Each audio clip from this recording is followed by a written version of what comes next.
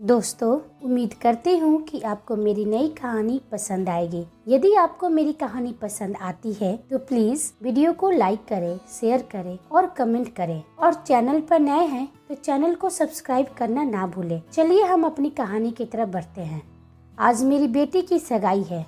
Hotel में सभी लोग पहुँच गए थे। मेरा तो बहुत मन था कि सगाई हमारे घर पर ही हो, मगर अरमान की फैमिली को मंजूर नहीं था। उन्हें अपने समाज में दिखावा जो करना था। यहाँ तक कि सगाई के भी खर्चा वही लोग उठा रहे हैं। मेरी 2 बेटियाँ हैं। बड़ी बेटी रिया, जिसका आज अरमान के साथ सगाई है, और छोटी बेटी किया। होटल के कमरे में अरमान की माँ उससे गुस्से से बात करी थी। यह सब हम क्या सुन रहे हैं अरमान? क्या हुआ मॉम, आप इतनी गुस्से में क्यों हो? अनजान बनने की कोशिश मत करो बेटा। तुम्हें सब मालूम है। जो बात हमें तुमसे पता होनी चाहिए वो बात किसी और से हमें पता चल रही है। क्या हुआ मॉम, कहिए ना। अच्छा, तो यह बताओ, तुम्हारी सास शादी के बाद तुम दोनों के साथ क्यों रहने वाली है? अच्छा, तो आप इस बात पर इतना गुस्सा कर रही हैं? सॉरी, मैं भूल गया था आप सबको यह बताना। कहीं होता है क्या ऐसा? शादी के बाद बहू अपने ससुराल आती है, ना कि उसका पूरा परिवार। अरमान अपनी मॉम को शांत करता है और कहता है, मॉम, वह रिया और मेरे साथ रहेगी जहाँ पर हम दोनों की जॉब है। फिर उनका रिया के सिवा कौन है? मॉम, रिया ने शादी से पहले यह शर्त रख दिया था कि शादी के बाद उसकी मॉम, उसकी छोटी बहन हमारे साथ ही रहेगी। और मैं रिया से बहुत प्यार करता हूँ, इसलिए मैंने उसकी हर शर्त मान ली। अरमान की बात सुनकर उसकी माँ और गुस्से में आ गई। वाह बेटा, तुम तो अभी से ही अपने ससुराल के हो गए हो। अपने माँ बाप, हमारी इज्जत के बारे में जरा भी नहीं सोचा। जमाना बदला है, समाज की सोच नहीं बदली है।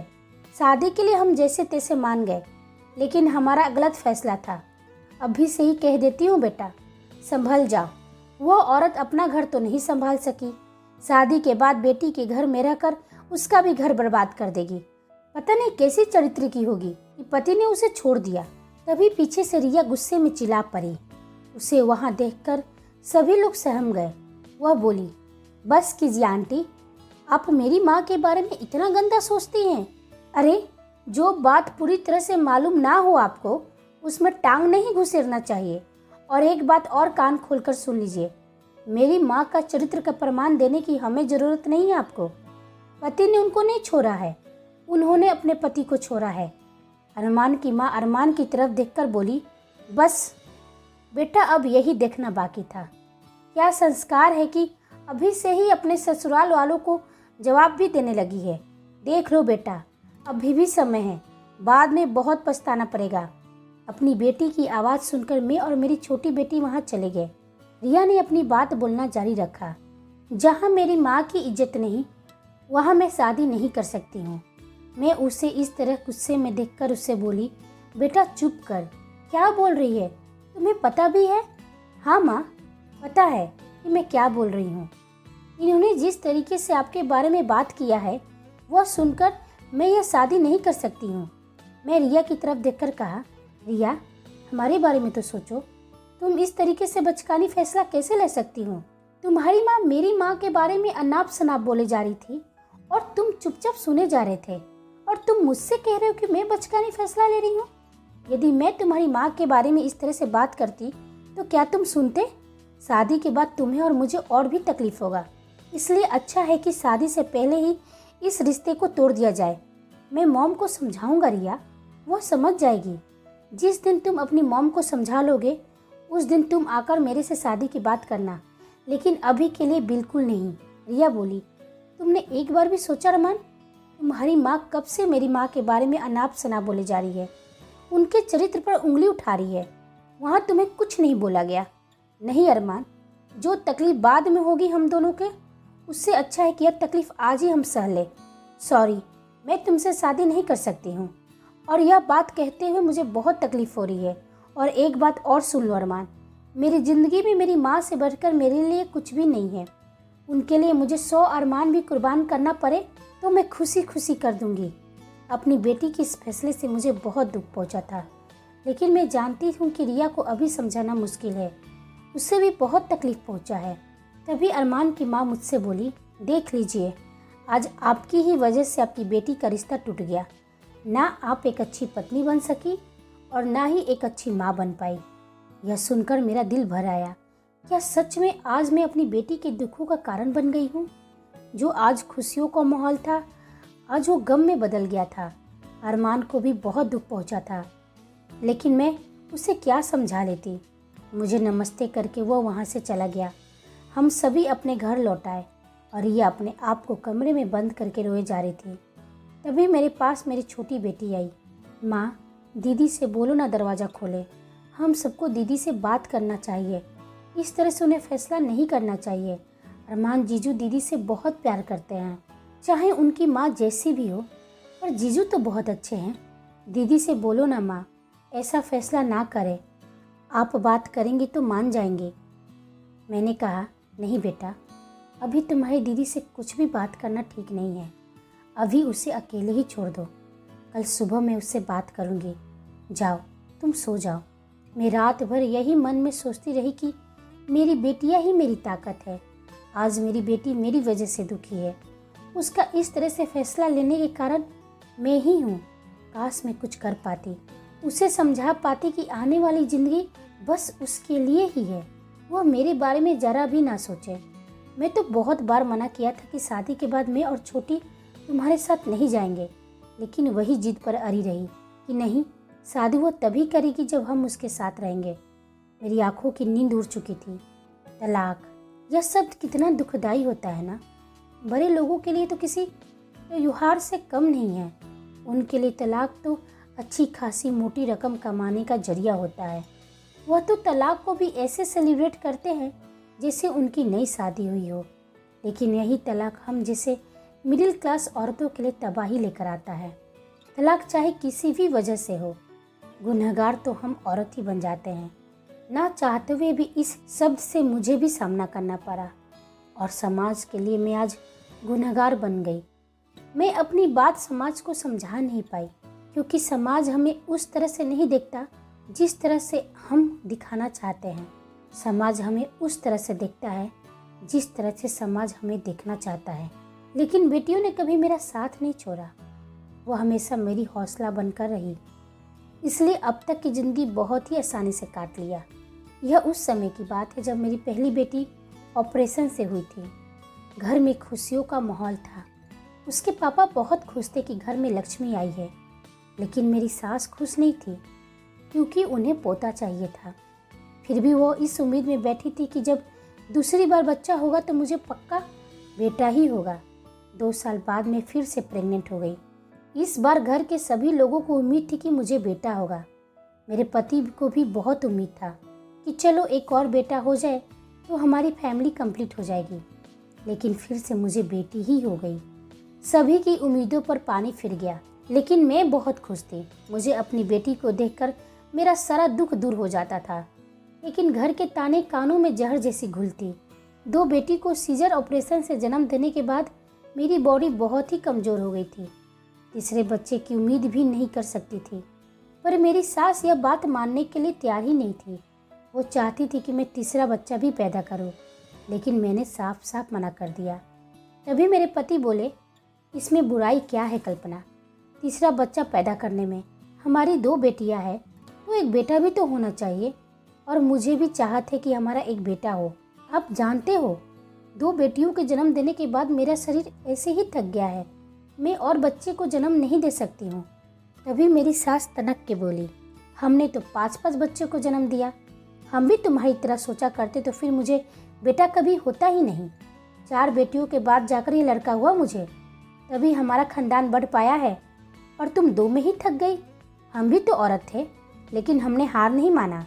अरे इतनी अच्छी खासी हो, खाती पीती हो, कमज़ोर कैसे पड़ जाओगी? 2 बच्चे को पाल सकती हो, एक और बच्चे को पाल नहीं सकती हो? 2 ही बच्चे में तुम्हारा शरीर थक गया? आप कैसी बात कर रही हैं अम्मा? आपका नॉर्मल डिलीवरी है और मेरा ऑपरेशन हुआ है। आपके समय की बात कुछ और थी, लेकिन अब मैं नहीं कर सकती हूँ। मेरा मना करने के बाद मेरे और मेरे पति के बीच में दरारें पड़ने लगी। अब वो मुझसे दूर और खफा रहने लगे। मैं बहुत कोशिश करती उन्हें मनाने का, उन्हें समझाने का, लेकिन मेरी सास उनका हमेशा कान भर दिया करती। घर के इकलौते चिराग थे। 4 बहनों के बाद उनका जन्म हुआ था, इसलिए उनको हमेशा सताता था कि उनका खानदान कैसे आगे बढ़ेगा। बातें सिर के ऊपर चली गई थी। वो मुझसे सीधे मुंह बात भी नहीं करते थे। मेरी बेटी और मैं, हम तीनों अकेले पड़ गए थे। एक दिन आकर वो मेरे हाथ में एक पेपर पकड़ा दिए। यह क्या है? खोल कर देखो और साइन कर दो। मैं जब खोल कर देखी तो मेरी आंखें फटी की फटी रह गई। यह तलाक का पेपर है। आप मुझे तलाक देना चाहते हैं? तो क्या करूं? यह नौबत भी तुम ही लेकर आई हो। मैं तुम्हें तलाक नहीं देना चाहता था, लेकिन तुम मेरी बात मानना ही नहीं चाहती हो। देखो, मुझे बेटा चाहिए और इसके लिए तुम तैयार नहीं हो, इसलिए मुझे तुमसे तलाक चाहिए ताकि मैं दूसरी शादी कर सकूं। और मैं और हमारी बेटियां, इनका क्या? मुझे बेटियों से कोई दिक्कत नहीं है कल्पना। मैं भी अपनी बेटियों से बहुत प्यार करता हूँ। फिर भी मुझे एक बेटा चाहिए जो मेरे खानदान को आगे बढ़ा सके। और यह कोई बुरी इच्छा नहीं है। मैं कोई गलत डिमांड नहीं कर रहा हूँ तुमसे। यदि तुम इस चीज़ के लिए राजी हो जाती हो तो हमारे बीच में सब कुछ पहले की तरह ठीक हो जाएगा। और अगर मैं राजी नहीं हुई तो फिर इस पेपर पर साइन करो और मुझे आज़ाद करो। तो क्या हमारा प्यार इतने सालों के साथ सब झूठ है? एक बच्चा के लिए सब कुछ टूट जाना चाहिए? मैं तो तुमसे बहुत प्यार करता था कल्पना, लेकिन तुम मुझसे प्यार नहीं करती हो।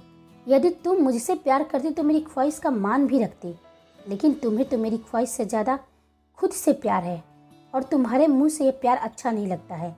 इसलिए मुझे तलाक दो। अब मुझे इस रिश्ते से मुक्ति चाहिए। मेरी आंखों से आंसू टपकती रही, लेकिन ना ही उन्हें और ना ही उनके परिवार में किसी को कोई फ़र्क पड़ा। मैं उनकी तरफ देखती चली गई। सोचा शायद मुझे ऐसी हालत में देखकर उन्हें मुझ पर तरस आ जाएगी, लेकिन उन्होंने अपनी नज़रें फेर लिया। मैं समझ गई कि वो मुझसे काफ़ी दूर चले गए हैं। एक बेटे के लिए भले हम दोनों के रिश्ता फिर से बन भी जाए, लेकिन वो प्यार, वो विश्वास कभी इस रिश्ते में दोबारा नहीं आ पाएगा और मेरा आत्मसम्मान भी नहीं बच पाएगा। इसलिए मैंने भी तलाक लेने का फैसला कर लिया और मैंने पेपर पर साइन कर दिया। यही सोचते सोचते सुबह हो गई। तभी रिया ने दरवाज़ा खोला। रिया मेरे पास आई। मैंने पूछा, कैसी हो बेटा? रिया झूठी मुस्कान के साथ बोली, मैं अच्छी हूँ माँ। लगता है आप रात भर सोई नहीं हैं। आपकी आंखें सूज गई है। सूज तो तुम्हारी भी आंखें गई है बेटा। मैं जानती हूँ कि रात में तुम भी नहीं सोई हो, लेकिन सुबह होने का इंतज़ार कर रही थी। मेरे पास बैठो, मुझे तुमसे कुछ बात करना है। रिया मेरे पास बैठ गई। यह तुमने क्या किया बेटा? तुम्हें आवेश में आकर फैसला नहीं करना चाहिए था। अरमान तुमसे बहुत प्यार करता है। उसके दिल को तुमने बहुत ठेस पहुंचाया है। रिया मेरी तरफ देखकर बोली, नहीं माँ, मैंने कोई आवेश में फ़ैसला नहीं लिया है। मैं काफ़ी सोच समझकर फ़ैसला लिया है माँ। आपने अपनी आत्मसम्मान के लिए, हम दोनों बहनों की खुशी के लिए पापा से रिश्ता तोड़ दिया, उन्हें तलाक दे दिया। पापा ने तो दूसरी शादी भी कर ली, उनको बेटा भी हो गया। वो अपनी ज़िंदगी में बहुत आगे बढ़ गए, लेकिन आप, हम दोनों के लिए वहीं की वहीं रुक गई। समाज ने इतने ताने दिए, आपके खुद के घर वाले ने भी आपका साथ नहीं दिया। फिर भी हम दोनों बहनों के लिए आपने हमेशा सबसे लड़ते चली गई। जैसा काम मिला वैसा करके हम दोनों को पाला पोसा, मुझे प्रोफेसर बनाया, और कोई आपके चरित्र पर उंगली उठाए और मैं वहाँ चुपचाप बैठी रहती और मैं अपने स्वार्थ के लिए यह सब चुपचाप सुनती रहती। यह सब मेरे से नहीं हो पाता माँ। मुझे पता है माँ कि अरमान को बहुत ठेस पहुँचा है, लेकिन शादी के बाद अरमान को और भी ठेस पहुँचता जब मेरी और उसकी माँ के बीच में बहस होती। जिस रिश्ते का सम्मान हो ही ना सके, वहाँ पर उस रिश्ते को तोड़ देना ही बेहतर होता है। आपने यही समझाया है मुझे माँ, इसलिए मैं ऐसा फैसला कर पाई हूँ। आपको हमारी ज़रूरत हो या ना हो माँ, पर हम दोनों बहनों को आपकी बहुत ज़रूरत है। मैं आपको कभी नहीं छोड़ सकती हूँ माँ। आज अपनी बेटी की बातें सुनकर एक माँ का मन भर आया। उसके चेहरे को मैं अपने हाथों में भरती हुई बोली, जिसके पास तुम दोनों जैसी बेटियाँ हो भला, उस माँ को किसी और रिश्ते की ज़रूरत क्या है बेटा? मैं तो धन्य हो गई, मुझे किसी चीज़ का गम नहीं है। तुम जैसी बेटी पाकर मैं धन्य हो गई बेटा। थैंक यू मुझे इतना समझने के लिए, मेरा अब तक साथ देने के लिए। एक औरत की लड़ाई समाज में इसलिए कठिन नहीं बनती कि उसकी लड़ाई बहुत कठिन है, इसलिए कठिन हो जाती है कि अपने साथ देंगे या नहीं। यदि औरत का परिवार उसके साथ हो, उसका पति, उसका बच्चा, तो लड़ाई बहुत आसान हो जाती है उसके लिए, लेकिन वही लोग उसका साथ छोड़ दे तो आसान लड़ाई भी वो हार जाती है। मेरी लड़ाई इसलिए आसान थी क्योंकि मेरी दोनों बेटियों ने मेरा खूब साथ दिया, हर कदम पर साथ दिया। उन्होंने मुझ पर भरोसा किया, मुझे समझा। तभी बेल की घंटी बजती और रिया कहती है, माँ इतनी सुबह कौन हो सकता है? मैं देखती हूँ। मैं दरवाज़ा खोलती हूँ तो अरमान खड़ा था। मैं समझ गई कि वो रिया से मिलने आया है। वह हाथ जोड़कर मुझे प्रणाम किया और कल के लिए मुझसे माफ़ी मांगने लगा। मैंने उससे कहा, नहीं बेटा, इसमें तुम्हारी कोई गलती नहीं है, तुम रिया से बात कर लो। और वो रिया से बात करने के लिए उसके कमरे में चला गया। वह बोला, तुम इस तरीके से फैसला कैसे कर सकती हो रिया? एक बार भी हमारे रिश्ते के बारे में नहीं सोचा, हमारे प्यार के बारे में? क्या मैं तुम्हारे लिए कोई मायने नहीं रखता हूँ? ऐसी बात नहीं अरमान, तुम मेरे लिए बहुत इम्पोर्टेंट हो। लेकिन तुम समझो, वहाँ पर तुम्हारी माँ मेरी माँ के चरित्र पर उंगली उठा रही थी, उनका अपमान करी थी, और इस तरह से मैं नहीं देख सकती थी। हाँ, मेरी माँ की गलती है, मैं इस बात को मानता भी हूँ। मैं भी उन्हें समझाने की कोशिश कर रहा था, लेकिन इसका मतलब यह नहीं कि तुम रिश्ता तोड़ दो। मैं अपनी माँ की तरफ से तुमसे तुम्हारी माँ से माफ़ी भी मांग लूँगा। मैं अपनी माँ को समझाऊँगा, लेकिन प्लीज़ बिना मेरी गलती के मुझे सज़ा देने का तुम्हें हक नहीं है। इस रिश्ते का फैसला सिर्फ तुम अकेली नहीं कर सकती हो, इसमें मेरी भी मर्जी होनी चाहिए। तुम्हें रिश्ता तोड़ के थोड़ा सा भी तकलीफ नहीं हो रहा है? अरमान, तुम्हें क्या लगता है कि मैं पत्थर की हूँ? मैं भी तुमसे बहुत प्यार करती हूँ, पर तुम यह तो समझो, मेरी माँ ने किन कठिनाइयों का सामना करके हम दोनों बहनों को पाला है। उनको हमारी ज़रूरत है, और ऐसे में मैं उनसे मुंह फेर लूँ? मैंने कब कहा कि तुम अपनी माँ से मुंह फेर लो? लेकिन किसी भी रिश्ते को समय लगता है। मेरी माँ और तुम्हारी माँ का संबंध सुधरने में समय लगेगा, और उनमें हम दोनों को मिलकर मदद करनी चाहिए, ना कि आवेश में आकर रिश्ता ही तोड़ देना चाहिए। आई एम सॉरी अरमान, मैं अपने गुस्से पर काबू ना कर सके। मुझे पता है कि मुझे इस तरह से रिश्ता नहीं तोड़ना चाहिए था। I am sorry. It's okay Riya, मैं समझ सकता हूँ, लेकिन अब से कोई भी फैसला आवेश में आकर मत करना। मैं तुम्हारे साथ हूँ, तभी मैं वहाँ चली जाती हूँ। रिया बेटा, मैंने भी एक फ़ैसला लिया है। मुझे उम्मीद है कि मेरी बेटी हर फैसले में जैसे हमेशा मेरा साथ दिया है, इस बार भी मेरा साथ देगी। तुम दोनों की शादी के बाद मैं और रिया यहीं रहेंगे। यह क्या बोल रही हो माँ? तुम्हें कुछ नहीं पता है। हम समाज और दुनिया से हटकर काम नहीं कर सकते हैं। बात को समझो। अरमान के मम्मी पापा को भी ठेस नहीं पहुँचा सकते हैं। और रही बात मेरी, तो यहाँ अकेली कहाँ हूँ, रिया है मेरे साथ। हम दोनों एक दूसरे के लिए हैं। और फिर तुम मिलने भी आया करना हमसे, हम भी कभी कभी तुमसे मिलने आया करेंगे। और ज़रूरी नहीं है बेटा कि पास रहकर ही ख्याल रखा जाए, दूर जाकर भी अपनों का ख्याल रखा जा सकता है। लेकिन मैं इस बात का बोझ नहीं उठा सकती कि मेरी वजह से मेरी बेटी का घर परिवार नहीं बसा। मैं यह सोचकर खुश नहीं रह सकती हूँ। जीते जी मैं मर जाऊँगी। बात समझो बेटा, मेरी खुशी के लिए। ठीक है माँ, रिया ने कहा। मैं कभी नहीं चाहूँगी कि मेरी माँ मेरी वजह से दुखी रहे, पर एक वादा कीजिए कि जब भी आपको मेरी ज़रूरत होगी आप मुझे बुलाएंगी, और मैं हमेशा आपके पास आ जाया करूँगी। अपना और किया का ख्याल रखेंगे, यहाँ की हर एक्टिविटी मुझे फ़ोन पर बताएंगे। मैंने बोला, हाँ बेटा, मैं वादा करती हूँ। अरमान ने अपनी मम्मी पापा को समझाया, और आज मेरी बेटी का शादी खुशी खुशी अरमान के साथ संपन्न हो गया।